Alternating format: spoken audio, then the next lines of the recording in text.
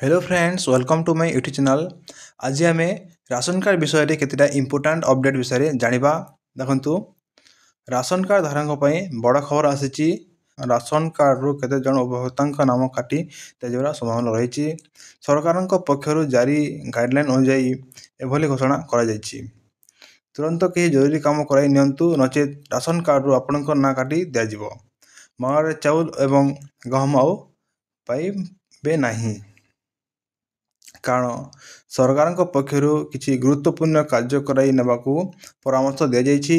सरकार परामर्श को अणदेखा कले आगामी दिन में चिन्हट होइथिबा हिताधिकारी राशन कार्ड काटी दिज्व। राशन कार्ड हिताधिकारी तुरंत कि जरूरी काम कराई नेबाकू पड़िबो, जहा फल आपण पूर्व भली मागणा राशन पाई परिबे आउ सरकार सुविधा पूर्व भली पाइबाकू सक्षम हेबे। यह सहित अन्य सुविधा पाई परिबे। तेबे क्यों काम करने पड़ो? राशन कार्ड धारक तुरंत ई-केवाईसी करने पड़ो। राशन कार्ड रे पंजीकृत समस्त सदस्यों ई-केवाईसी बाध्यतामूलक जदि ई-केवाईसी करा न जाए तेबे राशन कार्ड रु ना काटी दिज्व, जहा फल अयोग्य हिताधिकारी भूत राशन कार्डधारी एवं धनिक श्रेणीर लोके राशन कार्ड हाथ थिबा ताहा काटी दिज्व। जो मैंने ई-केवाईसी करनथिबे सेमानंक राशन कार्ड आसंता नवा वर्ष बा जनवरी 1 तारीख रु काटी दिज्व नहीं जातीय गणमाध्यम प्रकाश करा जाय। पूर्व डिसेम्बर 1 रु राशन कार्ड काटी दबा नहीं सरकार एडवाइजरी जारी करथिले। तेबे डिसेम्बर 31 तारीख रु वृद्धि करछंती केंद्र सरकार।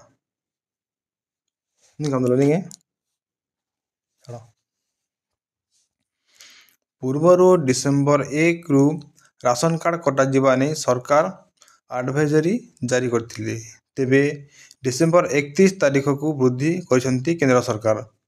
डिसेम्बर 31 मध्य जो मैंने राशन कार्ड ई-केवाईसी करथिबे सेमानंकु राशन मिलवा जाय रहिबो आउ जे माने करनथिबे सेमानकर कार्ड काटी देबे सरकार। राशन कार्ड रे थिबा समस्त सदस्यों ई-केवाईसी बाध्यतामूलक थिबारु एभली घोषणा करा जायछि। राशन कार्ड रे ई-केवाईसी करबा बाध्यतामूलक होइथिबा बेले ताहाकू अनेक अणदेखा कर दियंती, जहा फल सरकारी सुविधा मिलवा बंद हो जाए। राशन रे मिलुथिबा सामग्री जेपरिक चाउल गहम आदि बंद कर दिया जाए। यदि राशन कार्ड धारक एवं एथिरे उल्लेख करा जायथिबा समस्त ना यथा प्रत्येक सदस्य निर्दिष्ट समय ई-केवाईसी न करती तेबे सेमाने मागणा चाउल किंबा गहम पाइबे नहीं। तेणु योग्य हिताधिकारी निकटस्थ जनसेवा केंद्र को जाई निजर कार्ड ई-केवाईसी कर पारिबे, जहा फल आउ राशन कार्ड कटिबार भय रहिबो नहीं। तेबे कहीं राशन कार्ड रे ई-केवाईसी बाध्यतामूलक? राशन कार्ड रे ई-केवाईसी करबार कारण है जे माने राशन कार्ड सुविधा पाइबाकू योग्य नहंती किंबा जो मानकर एकरु अधिक राशन कार्ड अछि किंबा जीवित नांती तथापि कार्ड रे ना अछि सेमानंकु बाहर करबा। राशन कार्ड ई-केवाईसी समय रे ना जोड़िबा किंबा ना काटिबा तथा संशोधन करबा भली कार्य करिहेबो। फलरी राशन मिलवा समय रे कोनोसी समस्या रहिबो नहीं। जदि आपणक मध्य राशन कार्ड ई-केवाईसी रो स्थिति जांच करबाकू चाहंती तेबे एथिपय मोबाइल नंबर थिबा आवश्यक।